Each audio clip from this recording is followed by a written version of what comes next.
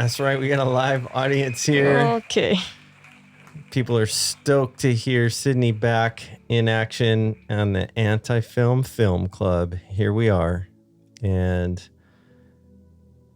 as usual, your host, Eric, and our new co-host, Sydney.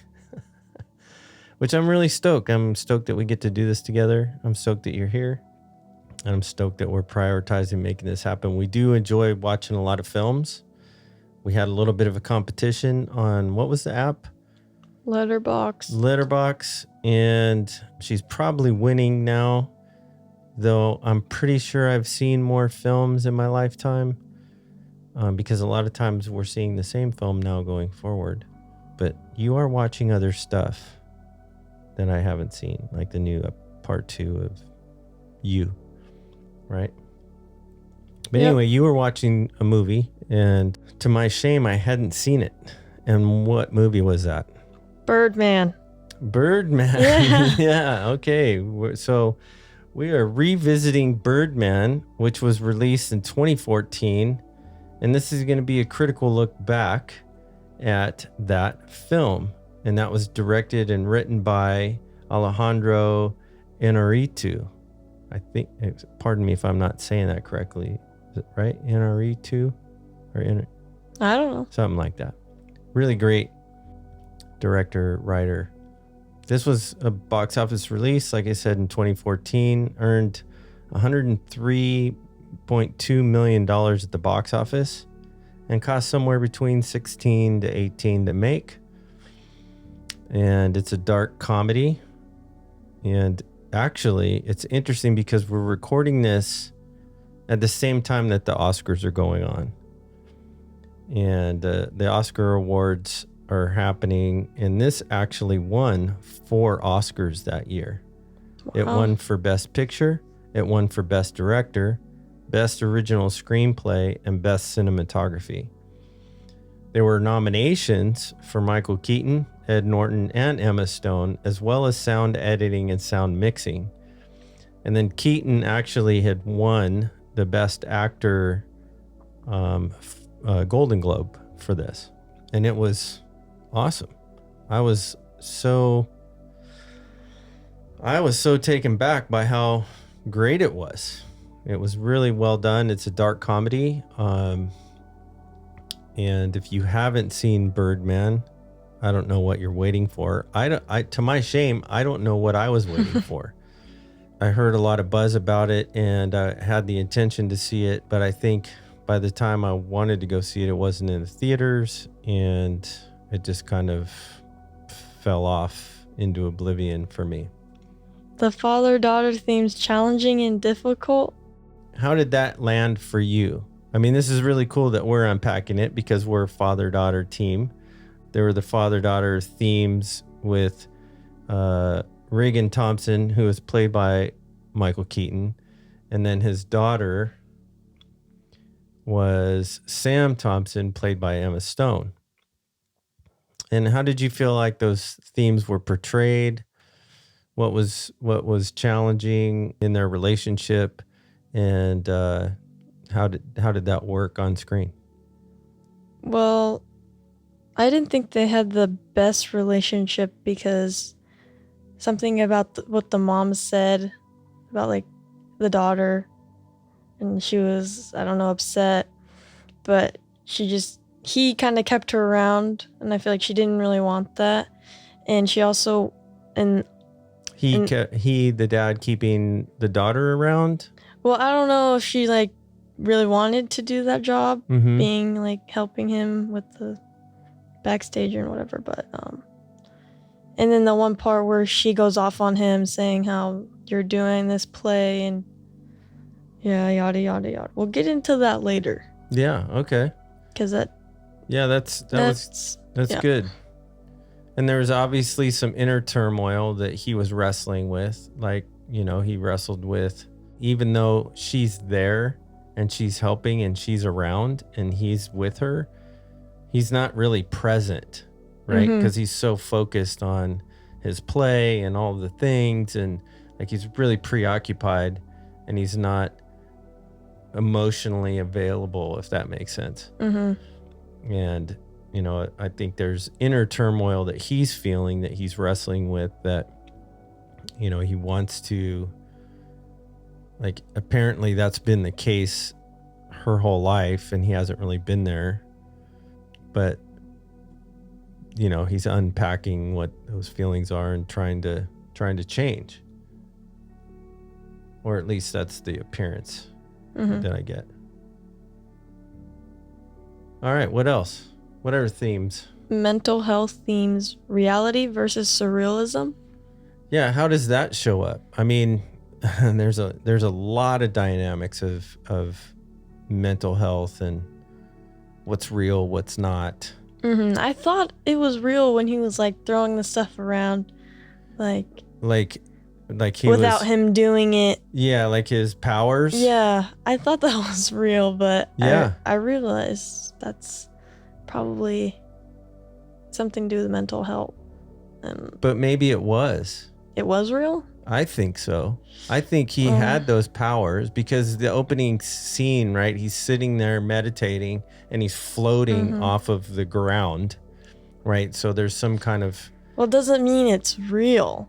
That's true. It could be surreal, like that could be in his mind, but that the way that it depicted it kind of made you question. Yeah, in the beginning I thought it was real and he had all these powers. I thought he was some kind of superhero, but near the end when he was flying, he wasn't actually flying. He was in a taxi because the taxi driver ran back in, was like, hey, where's my money, after he ran into the theater. So I was like, wait, so he's not really flying? Right. So it was really all in his head. But when he jumped out the window towards the end, was he flying? Well, because the daughter didn't, she looked down, nothing was there. She looked up and then she realized. And she started smiling. Yeah, like he was flying, but I don't know. Yeah. But it was great. It was great the way they illustrated that, right? Like it still kind of leaves you questioning, wait, was that real? Was it not real? And even in Ed Norton's character, Mike, oh gosh, what was Mike Shinner? He was supposed to be the ringer actor they brought in to save the show. When he's having a conversation, he was talking about what happens on stage is real and what happens off stage is all fake. Right? So there's that play on what's real and what isn't. And that connects to the thing with his powers? Or? Right, yeah. Yeah, so how do you feel like film-wise they did illustrating these different themes? I think they did good. Like, I could tell that's what they were like trying to portray. Yeah. So, but it was... But did it feel forced? Did it feel natural?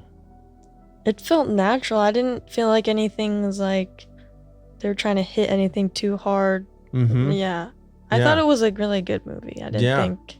Me too. I mean, I was so blown away by all the dynamics. What else? What other themes? What is art, theater versus film? What is that word? Dichotomy. Yeah. Which the critic. Remember when he had the conversation with the critic? Yeah. That's what? She was telling him like, you'll never be a good person to do theater because all you know is the movies, because you're just a Hollywood actor or whatever. Just did Birdman, those stupid superhero movies. Right. Yeah. Now, isn't that interesting? So what I find really interesting and ironic in that element was Hollywood, as far as the Oscars are concerned, and there's been many very high level prominent directors that say superhero movies aren't film. They aren't artistic. They aren't. So this theme is kind of on the nose with that one. And she's breaking down, oh yeah, Hollywood film actors aren't real artists, right? And it's that whole tension between theater actors that are doing it in real time.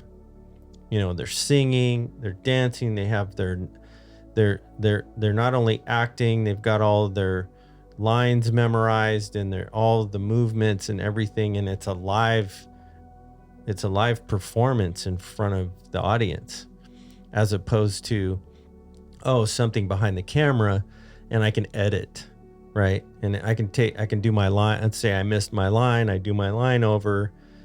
You're not doing do-overs in theater. And so there's that tension that they talk about that's very real. How do you feel like emotionally that was portrayed in the film? Do you feel like, shoot, that felt authentic? Or I mean, it felt authentic. I don't know. I didn't expect it from the critic girl, but it was really like... You didn't expect her to be all... Yeah, right? I didn't expect that. At least not that aggressive. You didn't expect her to be that aggressive. Yeah, but it felt very real. And enticing. Absolutely. What about the scene where he gets locked out, like out he's the back naked, door, and he's running in his underwear, his tighty whities. He's running around, and he runs around the front of the building and goes into the theater, and all these people are taking video and snapping pics for social media and stuff.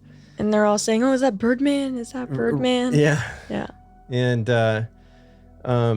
but what about the difference between the traditional advertising that they were using and how well that was working versus the social media, and how that changed, like after that had happened, like it got sold out?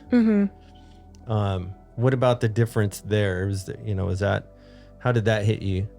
Like how before he was doing just not normal advertising, but like showing his face on the screen and on the theater thing. Yeah, they had the playbills, right? Yeah. And they had the posters and like the traditional marketing, if you will. And then he goes running around in the and they were the practice. I forget what they're called when they do the practice ones, but they're open.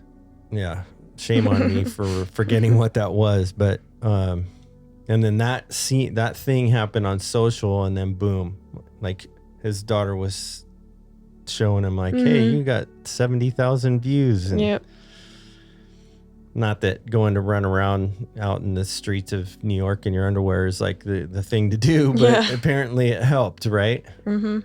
Why do you think that is? I mean, did that resonate more with you? Like, did you feel like, yeah, duh, that's what you should have been doing in the first place? Or, well, I don't think running out in your underwear, but I think it was just the element of embarrassment that I was like, oh my gosh, this famous guy is in his underwear and looks like he's out of character. Like, so I don't know. I think that was what made people want to go and see it, because they're like, what is he doing?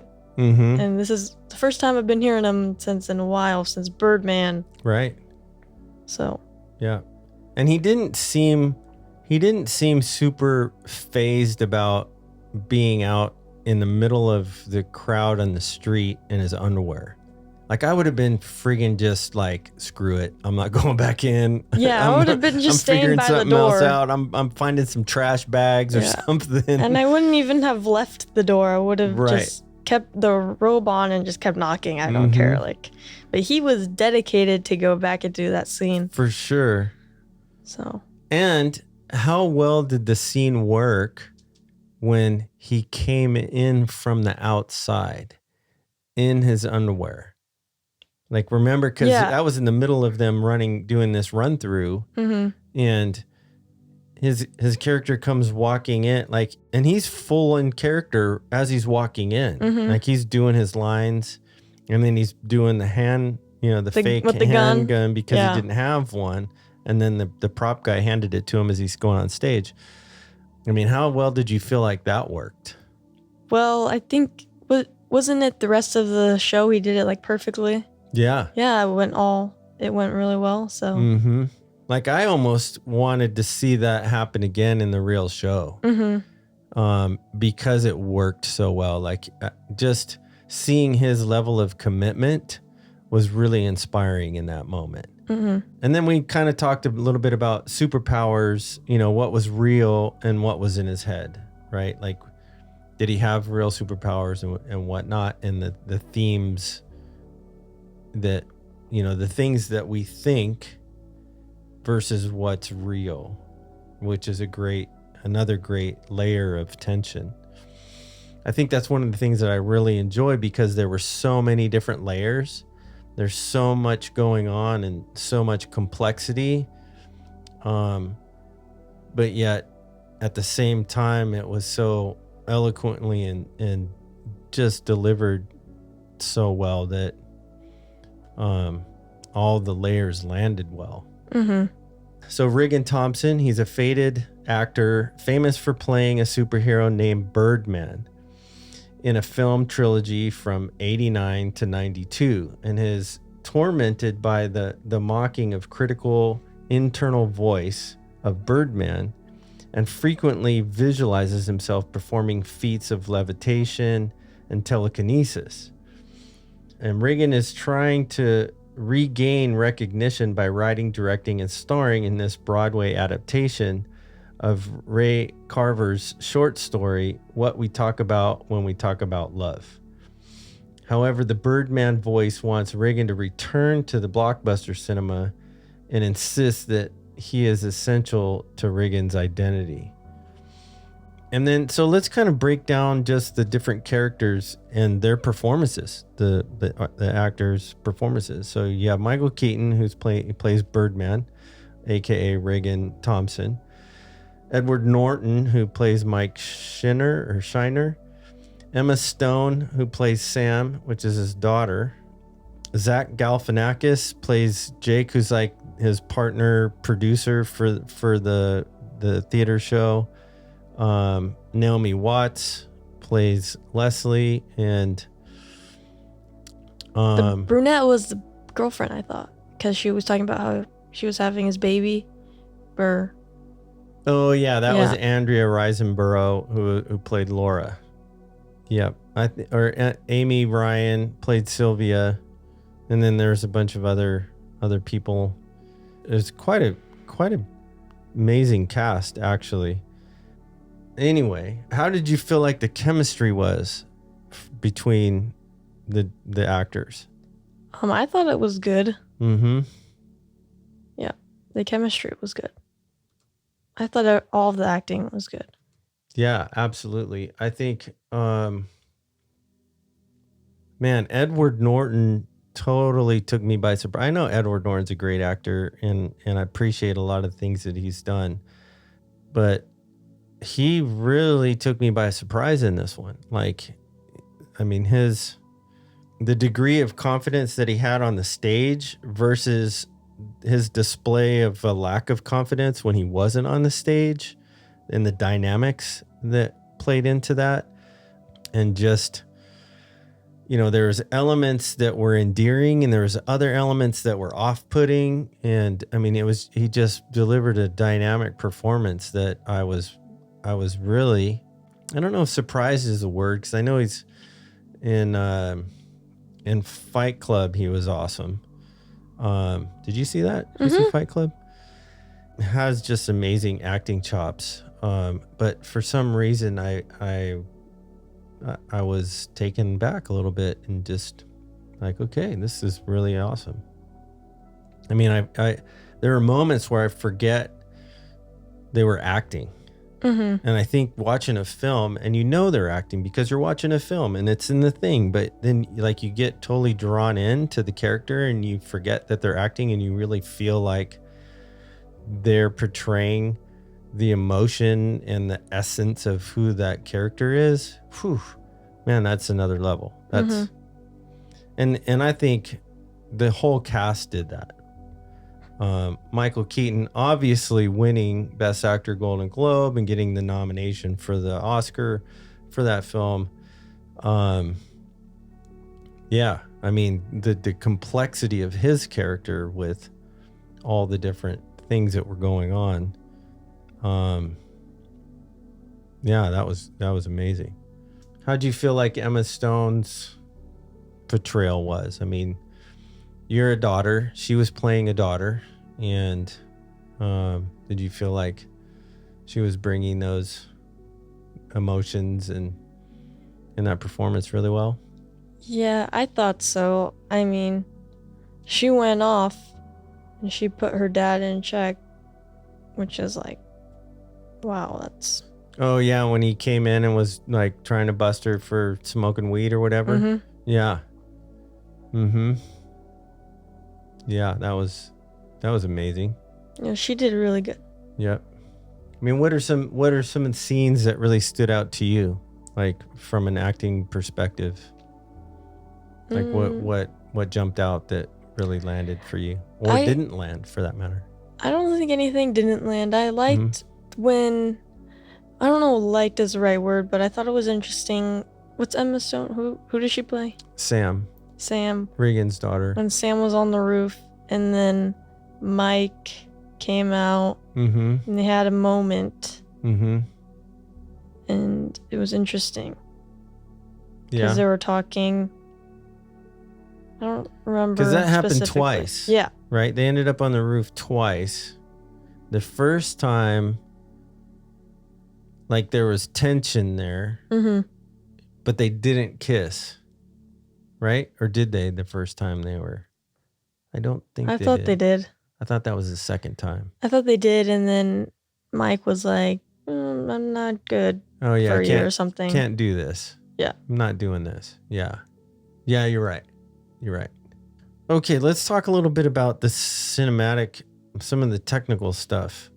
So the cinematography, the use of like the long one shot, the one shot sequences. Now there was multiple shots, but it felt like they did the whole thing in one shot. You know what I mean? Like they didn't film this scene and then cut and then go to another scene.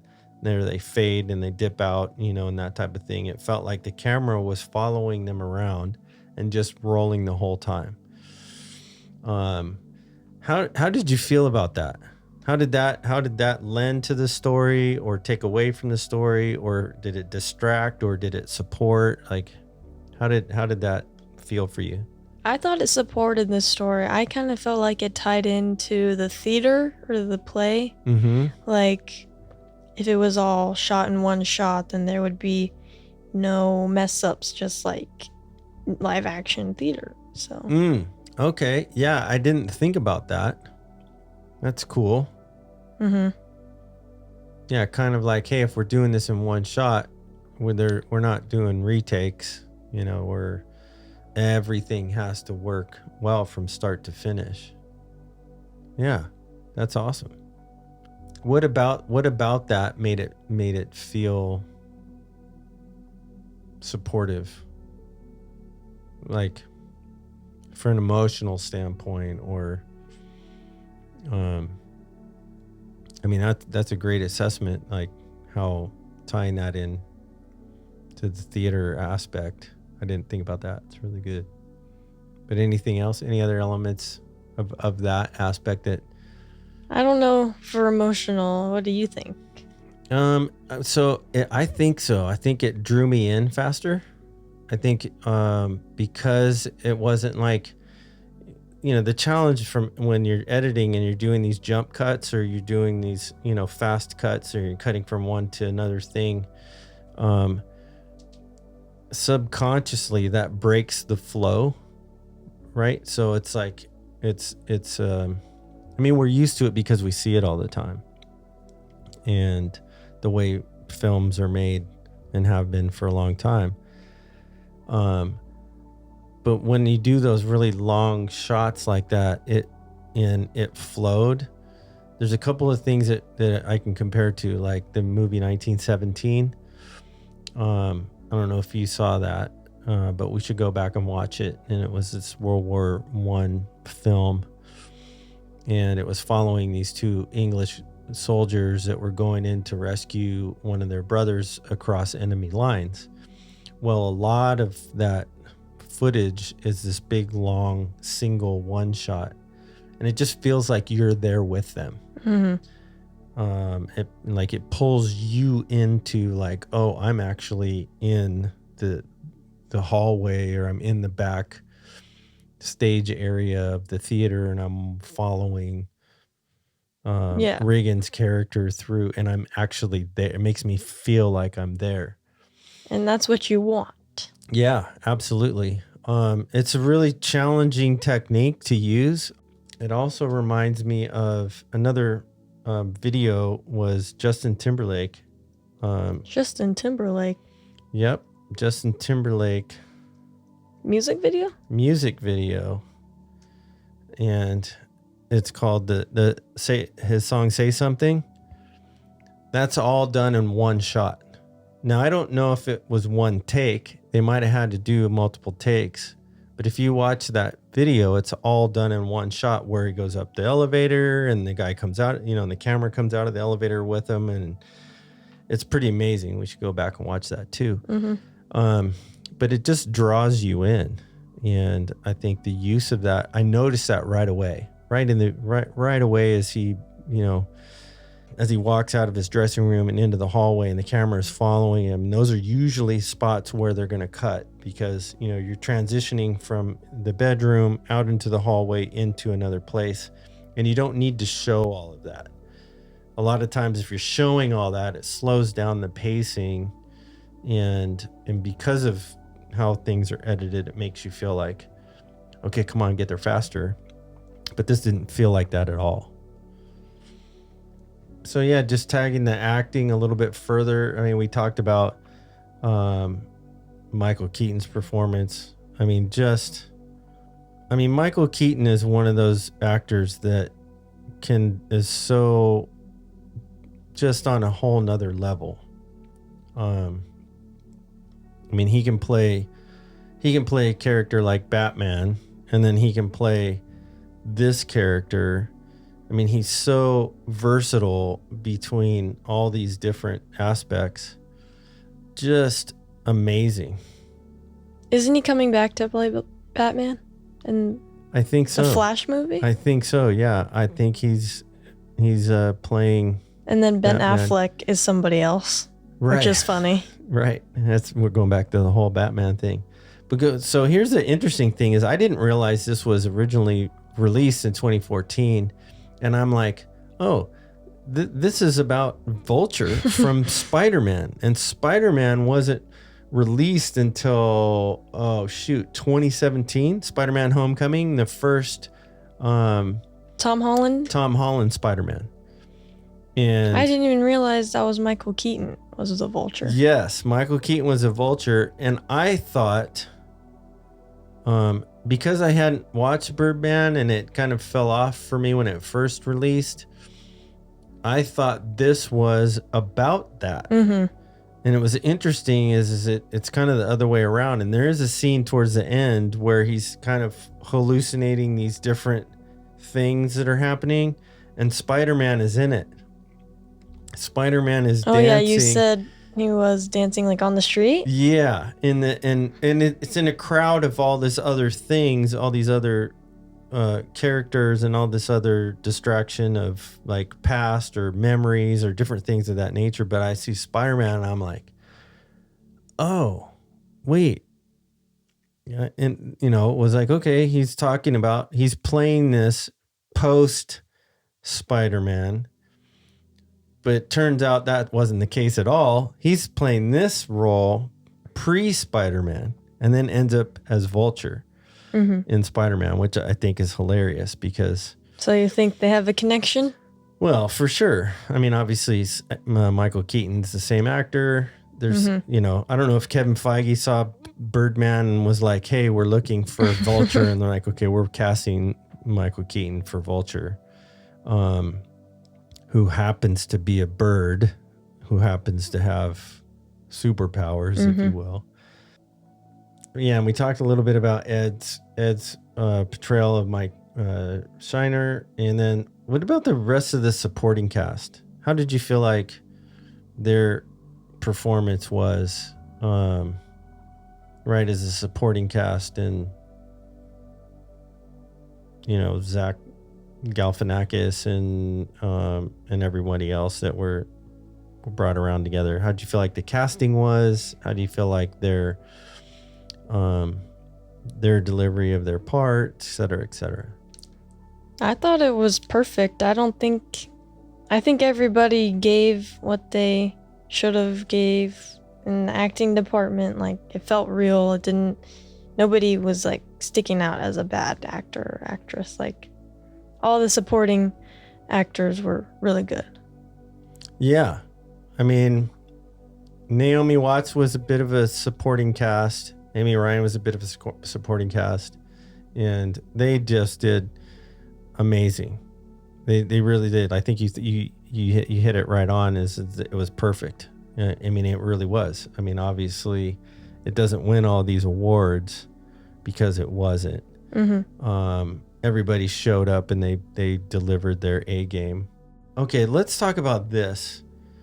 Let's talk about the use of music and sound in this film. This really hit me in a big way. What the about music? You? The music. Yeah. It was a big staple. Yeah. Yep. Unpack that a little bit more. How so? How was it used? How did it hit you? How did it support the emotion or the story, or was it distracting? It wasn't distracting. It helped add elements of emotion, and it like made you anticipate what was going to happen next. Like, along with the long shot, if it was just like silent, then I feel like it would be boring. But since they added the music, it was kind of like, the music kept it moving. Yeah. Yes. Yeah. Yep. That was great. Yep. Yeah, the music just was it hit the ball out of the park on this one for me too, because the tension in the music, some of the dissonant chords in the music, as far as like, they weren't harmony, they were dissonant, they were clashing, because he's feeling this tension or this anger, and so the music supported that feel. It made you feel anxious or that tension at the same time, and it was so tastefully done. And then the way that the drummer would show up in different places, right? They actually have him playing live in the shot, right? It wasn't just music underscore. It wasn't just stuff that they were laying in, or you're hearing it from another background or whatnot. But the actual, there's scenes where the musician's in there, like especially the drummer, like he showed up a couple of different times. How did that? I can't remember that. You don't remember? I remember the one scene where the drum, like he's walking through the room, and like he's wrestling with all these things, and I don't remember if it was because he had just seen Mike kissing Sam, backstage. He's feeling insecure about all the stuff that the critic had said to him, and he's wrestling internally with the voice of Birdman, and that tension. And the drummer is actually in one of the rooms that he's walking through, and it's interesting because the drummer is out of place, right? It's like, the drummer's like randomly in this room, it feels like, but because of the music and how it fit with the emotion and everything else that was going on, it was like an exclamation point at the end of the sentence. It was really, I thought, was just next level. The jazz music and how it creatively added and supported the story. obviously getting nominated for sound editing and sound mixing. What about the messages? Like, what message? The Alejandro has a message in the story, right? And maybe let's talk about the commentary on celebrity culture, or that in social media, or talk about the portrayal of mental illness and the creative process, right? How many people struggle with some degree of mental illness on one level, but yet like they're super genius creatives on another level? Or the lasting legacy and cultural significance of theater and film, and the tension that lies in therein. What do you think about that? What do you think about the messages, like walking away from this film? Like, what was the message that really hit you and that you're walking away with? I think that they showed him it was like hard to get away from the superhero movies, but like he tried to do the theater, and I think it worked out well but under the circumstances, because they got the video of him in the underwear, so I don't know. But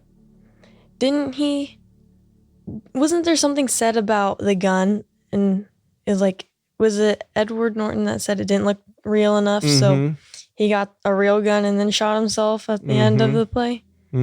So yeah, I think that showed something. Yeah, because the original gun was fake. It had like a little orange tip on it that communicates to everybody that it's fake. And it's interesting. One of my first gigs was getting props for a short film, and one of the props I had to get was a gun. And so this kind of reminded me of that. This is many, many years ago. And the prop guns don't have those. The prop guns look like real guns, and they feel, and they're weighted so that they feel like real guns, but the mechanisms don't work.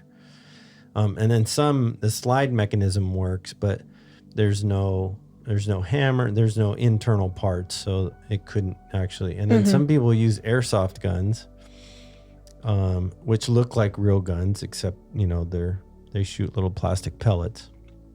But yeah, that was interesting. And it was interesting that he found a real gun. I don't know where he had it, or if he had already had it. He knew it was real. He comes walking in. They're putting the wig on.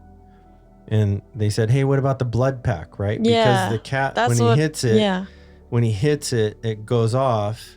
And he's like, "Oh, I don't need it." That's what indicated to me that, he's gonna shoot himself on like this. for real. Yeah. Like he's trying to.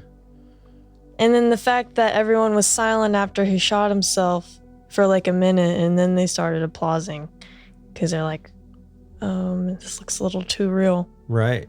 Yeah, like what just happened? And yeah, that was interesting. It was like cool because he was like really successful with the play. Not cool because he was trying to kill himself. Like we don't know. Is he alive? Is he not alive? Is he there? Is he like totally bleeding out? Like what's happening right now? Yeah. And so what was the message that you walked away from with that? With the gun? Yeah, I mean just the it's like Mike says that, and he's thinking about the play, and he's thinking about the performance. He's not thinking about Regan's mental health, right? And he had already seen he's not in a good spot, right? Like he's wrestling with all these things. And it was a great foreshadowing in the storytelling of what was going to happen. It's like, oh, you kind of saw it coming. It's like, but it's like, man, do we need to be more sensitive to what people are going through, right? I mean, Mike was going through a lot of his own stuff already, you know, like he was struggling with his own identity to some degree. But yeah, I mean, is that what you meant as far as like him being sensitive to those things? Maybe being more cautious about what he was saying to people? Mm-hmm. Yeah. What else? What other thoughts do you have or messages on that? Do you think the director was trying to say that, like Hollywood is an art as well, or just theater is because he ended up doing theater? Yeah, that's a good question. What do you think? I don't know. I mean, do you think filmmaking is an art? Do you think that Yes. acting and what they did After was watching an art? Babylon, I think there's a lot that goes to like through making movies. So Yeah, I think for sure. Well, and I appreciate you bringing that up. So we'll unpack Babylon on our next episode. And that's a deep dive, especially into old Hollywood and a lot of these tensions, these theater versus film types of tensions show up in that film as well. I mean, yeah, what a great movie to illustrate that film acting and theater acting is acting. I don't think there's a difference. I think there's a lot of snobbery that happens. You know, it's like, oh, this is a Broadway theater. Do you know what I mean? yeah.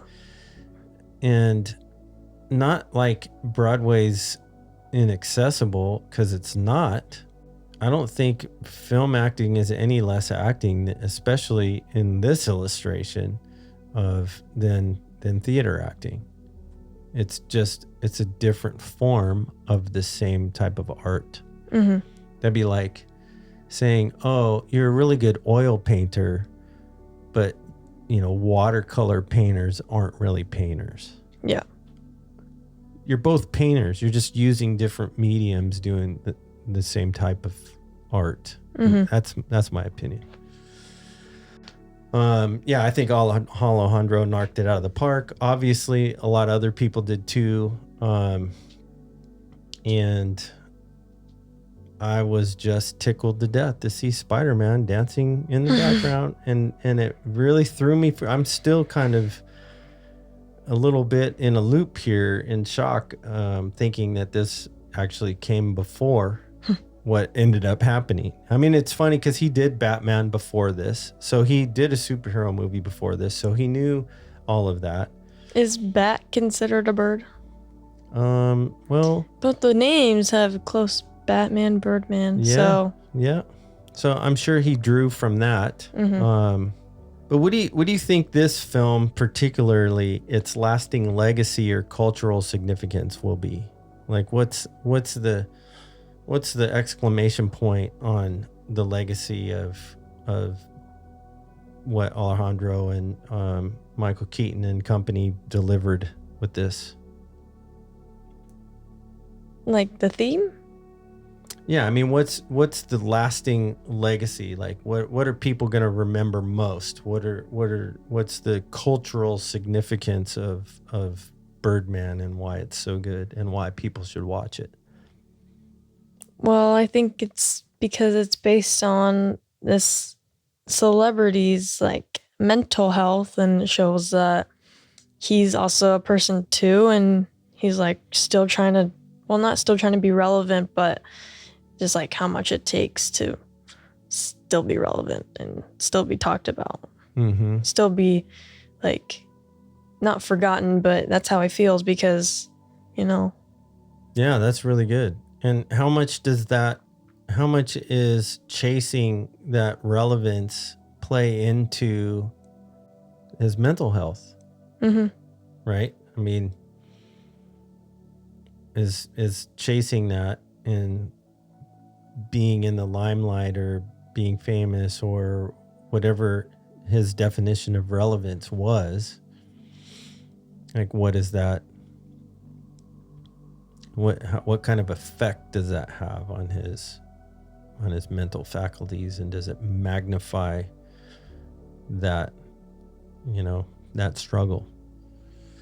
Yeah, for me, I think the cultural significance is just that. It's a great illustration of the tension.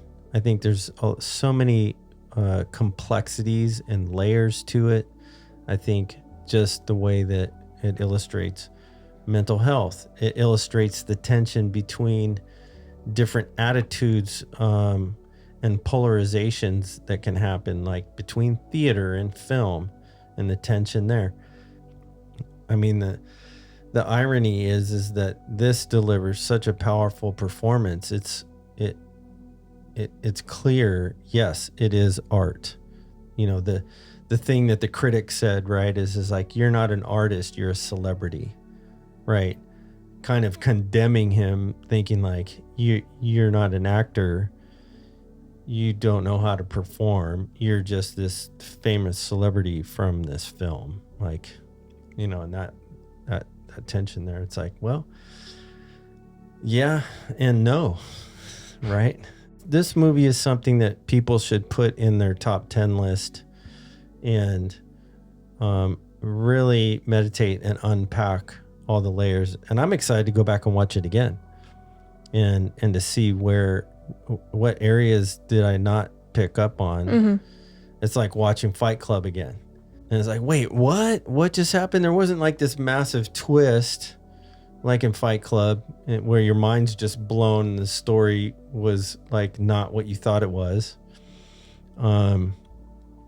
But there are a lot of subtleties in this that I think are delivered so well that it definitely deserves a rewatch.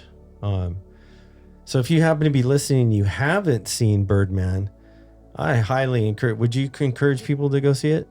Of course. Yeah. I mean, It's on all the streaming platforms. Dude, it is time well spent. Go watch it and enjoy. Is it on Netflix? I don't think so. I'm not sure if it's on Netflix or not, but what was it on? Which platform was it on that we watched it on? HBO Max? I don't know.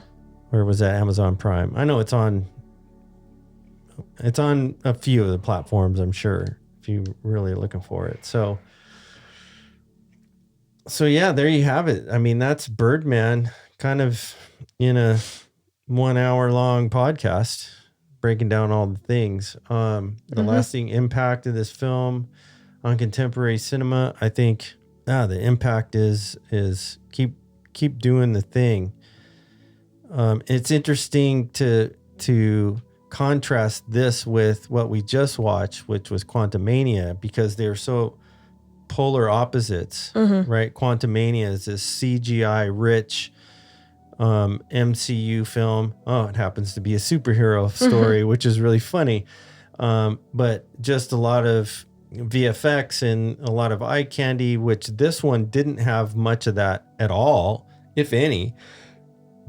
And it was really purely, connecting on a heart level and walking beside the characters in their emotion and their wrestle and their struggle and their dreams and their disappointments and everything in between. And so such polar opposites in approach in all the aspects, but man, yeah, this is something that people need to point back to, going, this is what we're about. This is what acting's about. This is what filmmaking is about. This is the art, the epitome of the art of film. So, and if you've seen it already, why not go back and watch it again? Right? Yep. Would you watch it again? Yep. I've already forgotten bits and pieces, so. Yeah, I guess we're going to have to go watch it again. We'll take our own advice and revisit it sometime soon. And then watch Spider-Man and see how his character in Vulture and what Michael Keaton does with Vulture, knowing that he did Birdman first and seeing how that plays out. I know it's not a related character, but sure are a lot of similarities. Yep. All right. So do you want to wrap this up? Hey, thanks for listening. Thanks for hanging with us. We'll see you next time. All right. Cheers. Cheers.